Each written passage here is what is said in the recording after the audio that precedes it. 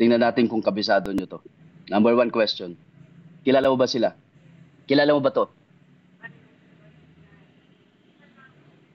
Kilala mo?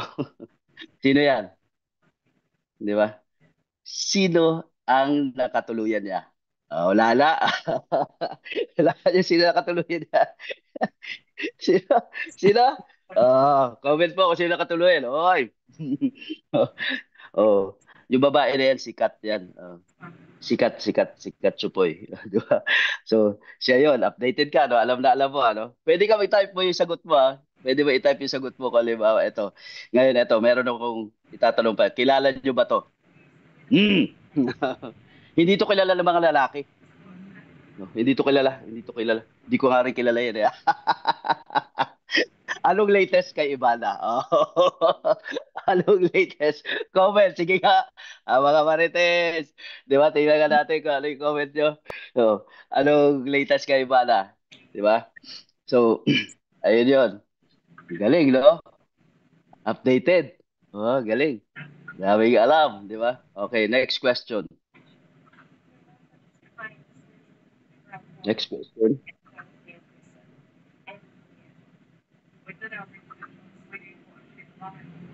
Uy, ayaw mag-share. Right? So, kilala mo ba sila? Meron pa ako papakilala, parang sa Bisaya, di ungot.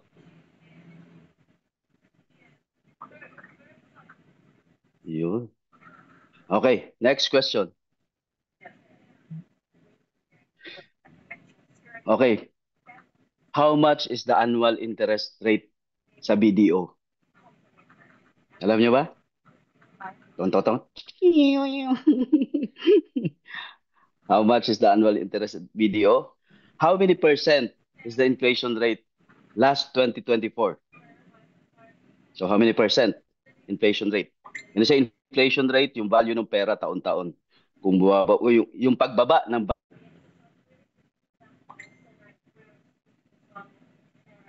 good or bad? Good or bad? Di ba? May magsasabi good, may magsabing bad. So depende, di ba? So ito ngayon. Ito yung ano ko diyan. Pag nagsisave pala tayo ngayon, ibig sabihin, kung meron kang 1,000 magkano interest? From 10,000 to 50,000, 0.500%. Di ba? Parang 0.5 lang yan. So, i-check natin dito, imagine mo, kung meron kang 200,000 to 500,000, ask yourself kung magkano yung savings mo rito, di ba? Kung nasa ang level na savings ka. Kung meron kang 200 to 500,000, that is 0.75%. Di ba? Kung meron kang 1 million to 3 million, meron kang 1% per annum to, per annum. So, 3% to 3, sabihin natin meron kang 10 million na lang. 20 million to 20 million, meron kang 1.125% per annum. Justin, Di ba? yung mga electric So, fan, pakilinis ayun mo yun. ito. Pakilinis mo muna isang yan. Kanina, balikan lang natin. Justin, pakilinis mo muna electric fan Ito yan. matindi. Kung meron kang 20 million and Oo, more, kasi meron kang talagang pati yung sa katawan 1.125%. So, yan yung pati tubo ng nasa pera baba. mo, taon-taon. So, depende sa pera. The question is, how much savings do you have? Okay? So, the average Philippines inflation rate from 2014 to 2024 is 3.4%.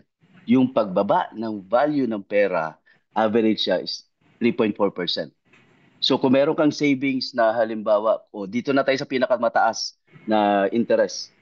So kung meron kang 20 million and more, 1.125%. So ibig sabihin, kung ang inflation rate natin is 3.4%, so magkano lang?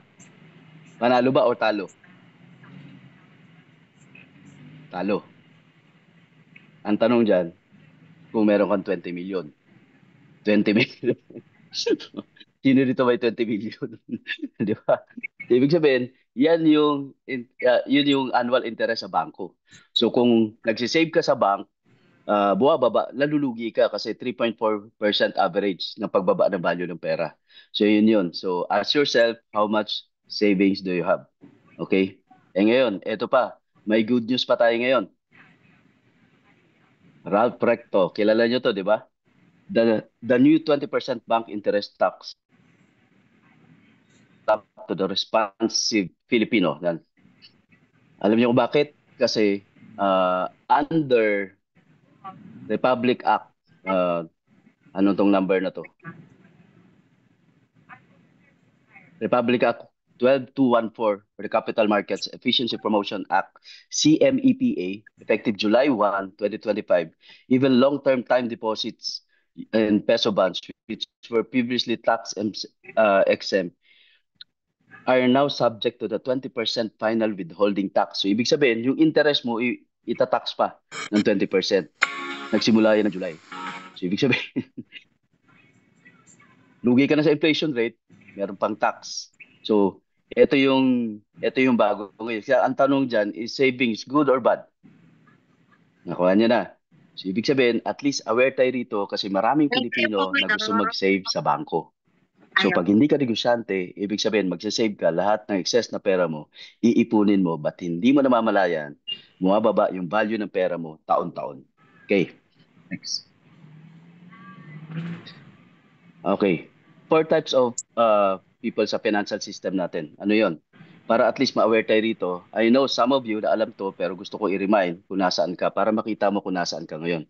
So, etong 4 quadrants na to, E stands for employment, S stands for self-employment, B stands for business, I stands for investment. So, ibig sabihin, ito yan, employment, self-employment, business, and investment. So, nasaan ka dyan? Kung nagtatrabaho ka, self-employment, ito yung mga tipo, pag sinabing self-employment, ito yung mga wala kang boss, pero may negosyo ka maliit, ito yung negosyo mo na hindi mo maiwan. Kasi bakit? Yung negosyo mo maliit, takot ka iiwan kasi yung tagabantay mo, binabantayan mo rin. Familiar?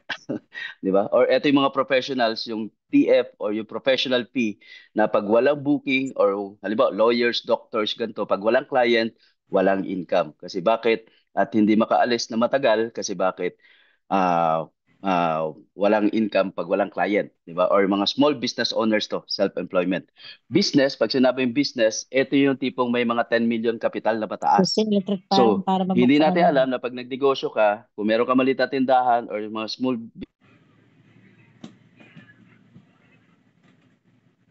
kasi bakit? Tali ka pa rin sa negosyo mo na maliit. Yung sa business na to, ito yung mga tipong may mga 10 million pataas or 20 million pataas. Kasi bakit? Pag nasa negosyo ka or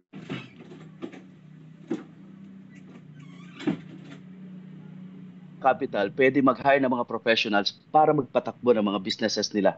So hindi lang isang business yan. Ibig sabihin, dumadami yan. Businesses. And pag nasa business side ka, itong nasa business na side ka, pag sila dito sa investment. Ano yung investment? Ito na yung pera yung nagtatrabaho sa iyo. Ibig sabihin, bumibili ka ng shares, bonds, lahat 'yan ng mga paper assets, pero malakihan na ito. Mga Pilipino, pag na-employment or self-employed, na-i-invite dito sa mga investment na na-scam lang kasi bakit? Naiinganyo ka na pera magtatrabaho sa iyo, pero ang tinaya mo, yung pinangutang mo, pinagsanlaan mo, sinugal mo rito sa investment na hindi naman sigurado. So ang naglalaro lang talaga rito, yung mga tao, mga galing sa may mga businesses na sobra-sobra yung pera.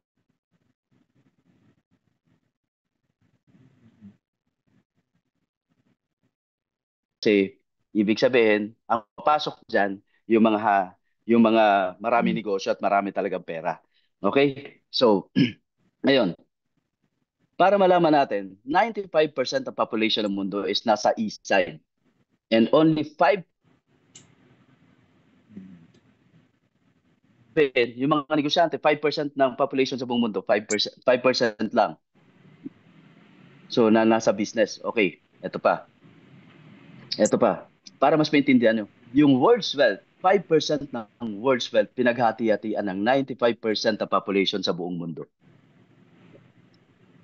And yung 95% ng world's wealth, ang naghati-hati, only 5% ng population ng buong mundo. Ang tanong, saan mo gusto mabilong dyan? Ngayon, bakit natin pag-uusapan to? Maganda to pag-uusapan natin business kasi meron akong ituturo na business mamaya na hindi mo kailangan ng 10 million or 20 million. Okay, para mas maintindihan mo pa. Bakit ito yung mayaman sila? Okay.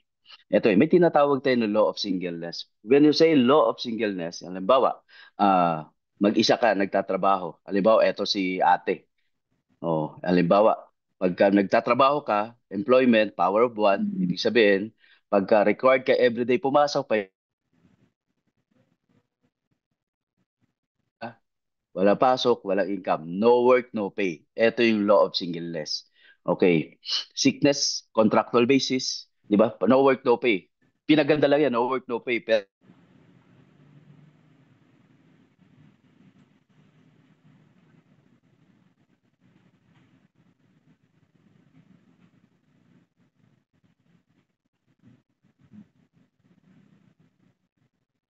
law of singleness, self-employment. Ito. Doctors, lawyers, high-paying jobs, and small business owners. So, ibig sabihin, nasa law of singleness pa rin yan. Power of one,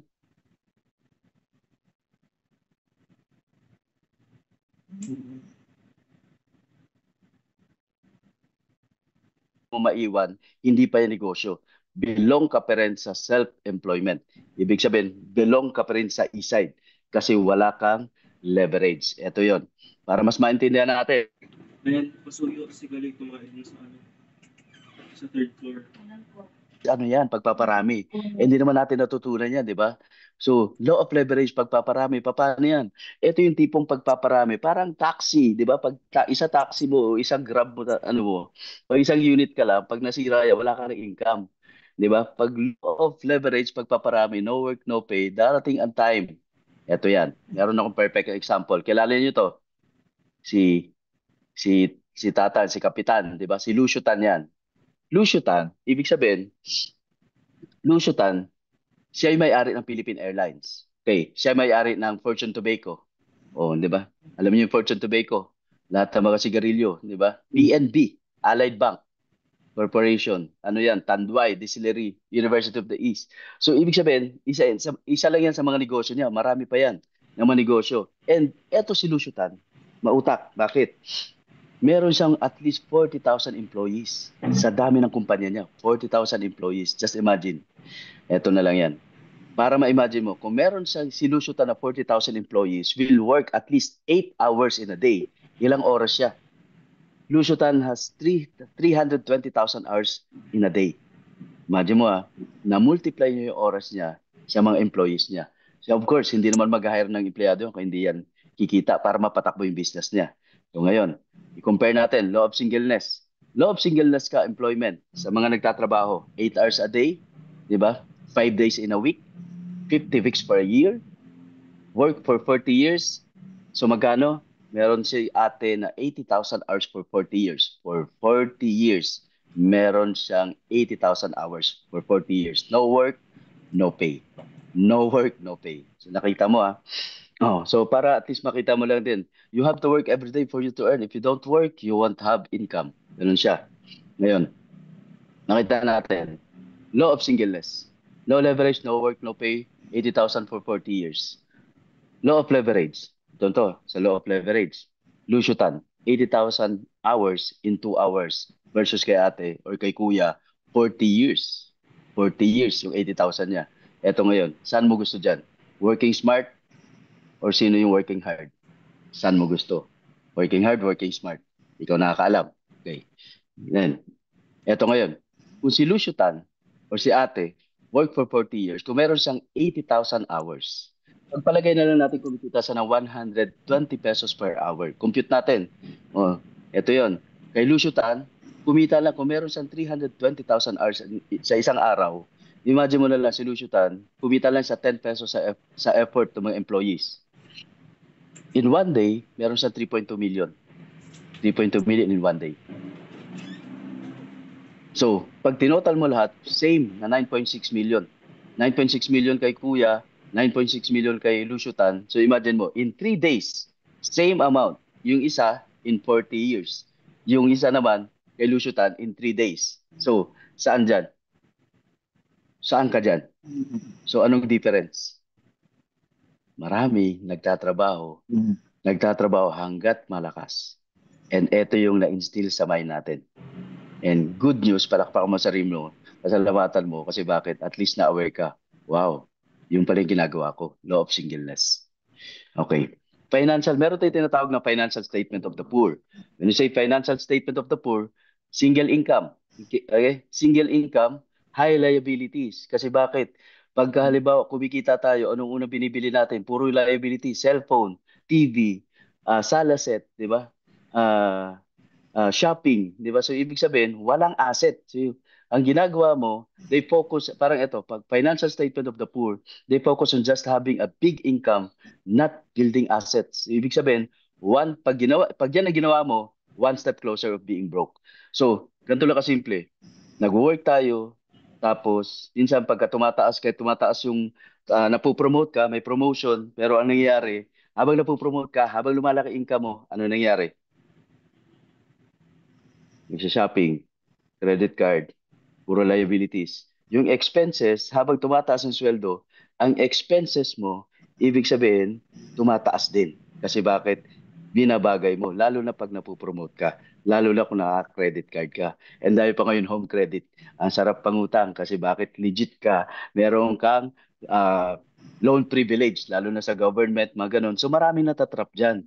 So pag hindi mo naintindihan to, ibig sabihin, ganyan na mangyayari sa'yo. So one step closer of being broke. May kilala ka nun?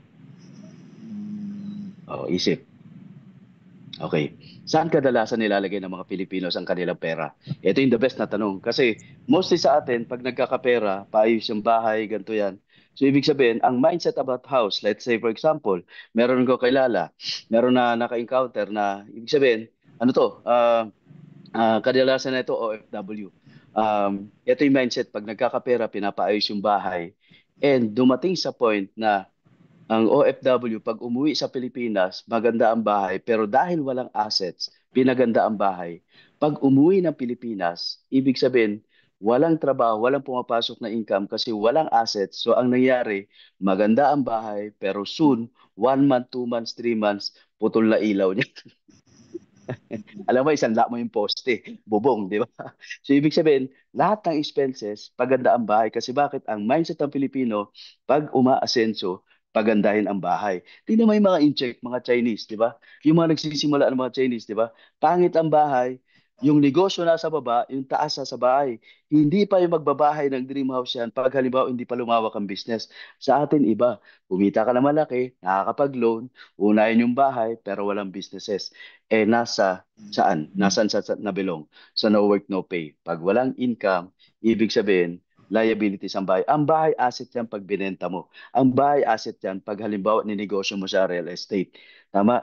Pero kung titiran mo yung bahay, maganda bahay mo at wala kang assets, aasa ka sa single income or sa no work, no pay, ibig sabihin, kahit malaki pa yung sweldo mo, pag natigil ka dyan, tigil din ang income. Yan ang mindset about house. So, are you learning? Ano natutunan? Okay. If your house is your biggest investment, your life is in trouble. Okay. This is the rat race. Ito yung nakaramihan. O, check mo to. Check, ask yourself. Di ba? So, rat race, ibig sabihin, pag nag-work ka, work hard for money, and then pagka may kita, ito yung rat race na. Hard-earned money, anong gagawin? Your responsibilities, lifestyle shopping, di ba? No savings. Credit cards, loans, di ba? Ito na, umiikot. Kailangan magtrabaho para kumita, para pambayad sa bills, lifestyle konti, at sumobra pa, nag-expenses mo, sumobra pa sa kinikita mo, no savings, negative pa, debt, kaya dito na umiikot. Nakakalungkot to kapatid. Kasi dito rin ako galing. And most of us, na pag hindi na-aware, nagtatrabaho ka para pambayad sa utang. Nagtatrabaho ka para pambayad sa utang, umiikot-ikot lang. Kaya tinawag na rat race kasi gumagalaw ka ng same position na wala nangyari sa buhay mo. Are you learning? Okay. Financial statement of the rich. Ito yon. Ang mga mayaman, rich people, ito yan, may mga multiple incomes yan, expense nila, assets, liability. Tignan mo sila. Pag kumikita sila, ibig sabihin, nagdadagdag sila ng assets. So, dumadami yung assets nila. Iba yung asset na to, iba yung asset na alam mo. Yung asset yung natutukhang, iba yun. Di ba? Financial freedom. So, ibig sabihin, expenses nila, alam nila expenses nila. Parang katulad ko, halimbawa, meron akong resort. Ito yung pambabayad ng mga lifestyle ko. Ito yung nagbabayad ng kotse, ng monthly ng sasakyan. Kasi bakit? Ah, meron akong ginawang assets na ito yung nagbabayad ng mga bills or ng luho ko na sasakyan kasi meron ako na build na assets.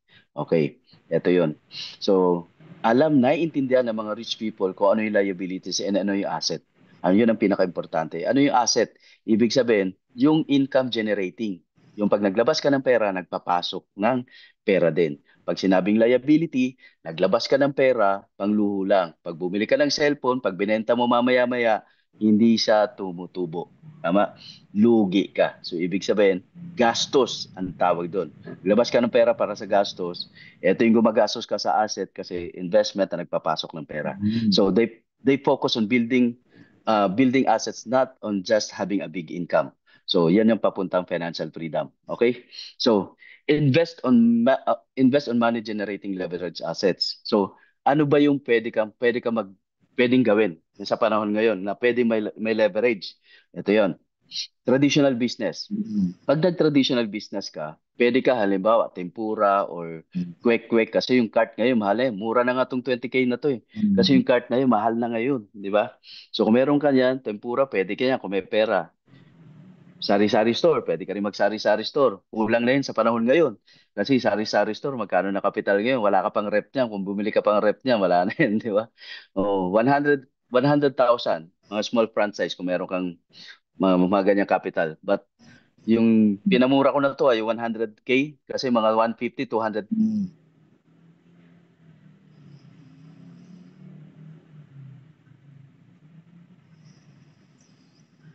50, mga ganyan.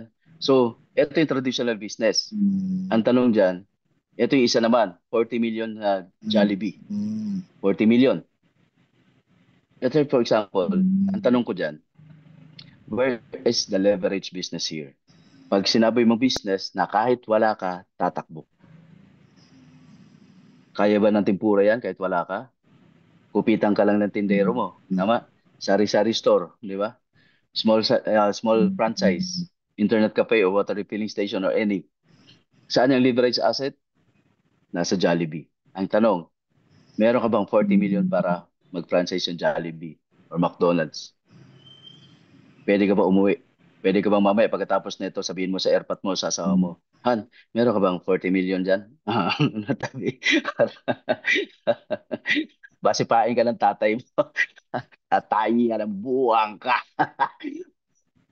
Wow, Kuya Pe. Di ba?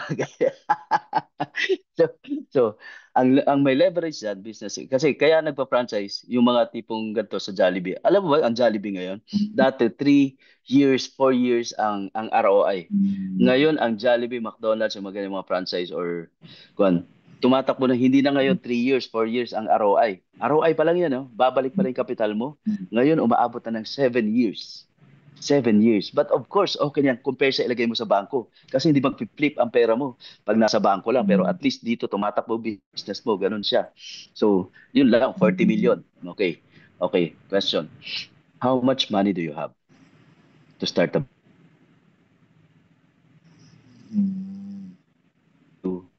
Wala akong 40 million nung nag-start ako mag-business.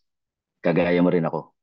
Nung naintindihan ko to, doon ko na-appreciate mag-business. Good thing kasi mamaya explain ko kung halimbawa business, di ba? So,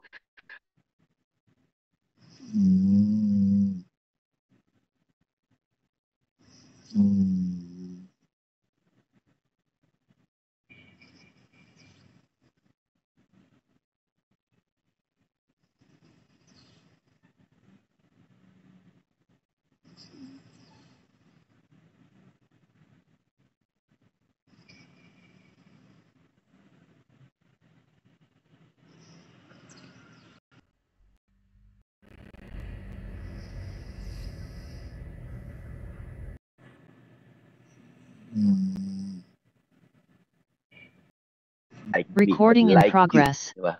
Okay. Okay. Sabi naman, eto na Tony Robbins. What's beautiful to worry about supply chain. You don't have to worry about accounting, especially in the world we are today. There are really some great companies out there. Network marketing is amazing. Anthony Robbins na yan. Okay? Sige. Ito pa, isa pa. Kilala si Robert Kiyosaki, yung author na pinakasumikat na book nito, maraming naging negosyante dahil kay Robert Kiyosaki. Yung Rich Dad Poor Dad. Diba? So, dahil kay Rich Dad Poor Dad, maraming nagnegosyo. Sabi niya nga, if I had to do it all over again, rather than build an old style type of business, I would have started building a network marketing business. Ang ganda na sinabi niya. Kaya kami nagle-network. Kasi bakit? Yung negosyo, magagawa namin kahit walang 40 million, 50 million. Katulad mo rin ako, di ba? Okay. Sa Lasal, di ba, certificate course in direct selling and network marketing, meron na itong course dito sa Lasal. So, kung aware ka, itong inaaral na rin, na-appreciate na rin, at ina-apply na rin to ng industry, not only sa network marketing. Lahat na ngayon in-network. Lahat na ngayon in-network. Even real estate, even in... Okay. So, marami natunan. Ito pa. Para mas ma-appreciate mo, big money talaga to. Tingnan mo yung total global sales for 2033. Ito na yung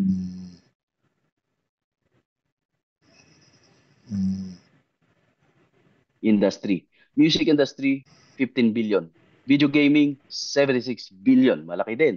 Movie industry, 88 billion. Natural foods industry, good news. Network marketing, 178 billion. Ibig sabihin, malaking industry ang network marketing. Yun lang masasabi ko. Okay? Ngayon, when you study the industry, it has no difference between the modern business we have in this generation. Check it out. Tignan mo.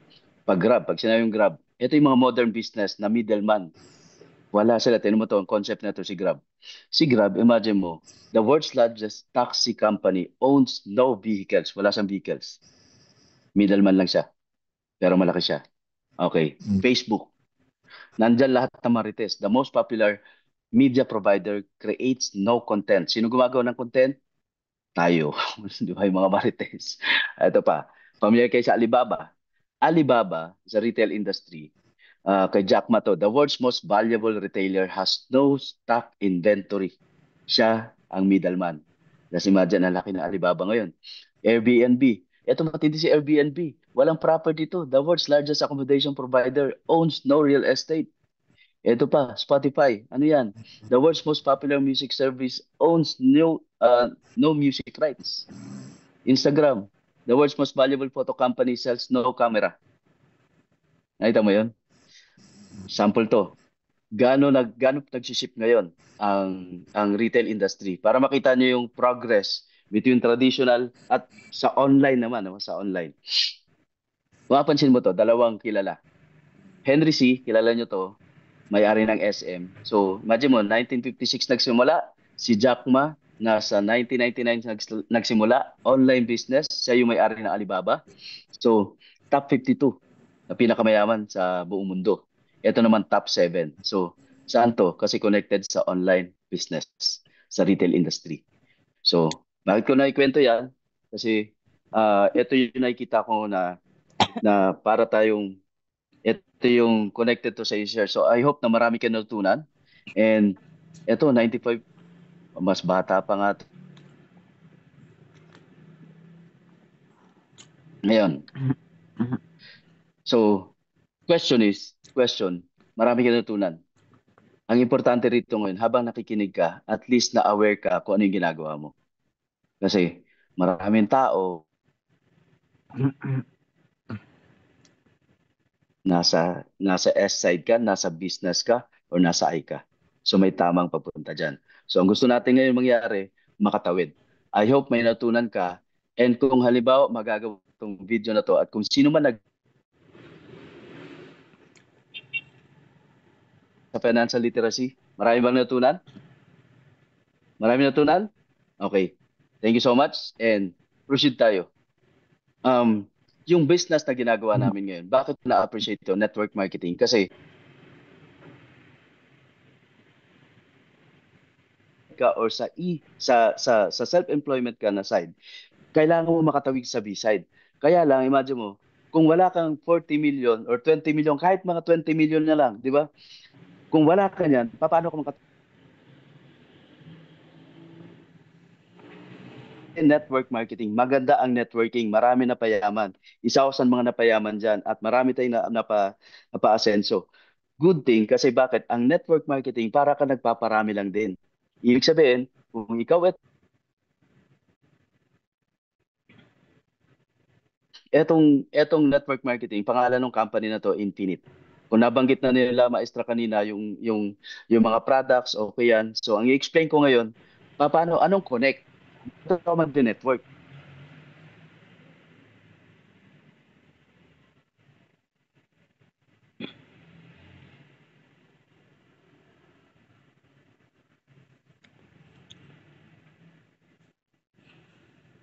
Tapos wala akong pwesto pa lang. Magkano na?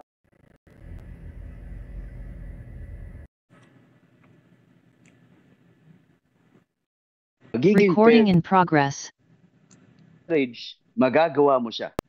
Magagawa mo siya katulad ng ginagawa ko at katulad ng isi-share ko sa inyo kasi why? Kasi i-present ko siya na company, pioneering stage. Pioneering stage, nagsisimula pa lang kami and ito yung pioneering stage na pag nasabayan mo to, pag nagustuhan mo yung concept, magagawa mo yung pagpapaparami, magagawa mo kung ano yung ginagawa ng mga negosyante, ng mga rich people na magagawa, kung ano yung nagawa ko, kung ano yung achievement namin, ito yung pwede mo rin gawin kahit bago ka. Are you ready? Simple lang. The name of the company is Infinite. Ito yung founder. Sino yung founder? Pinaka-importante sa akin ngayon. Pagka sinabi mo na sa network marketing, people behind the company. And para sa akin, this is the only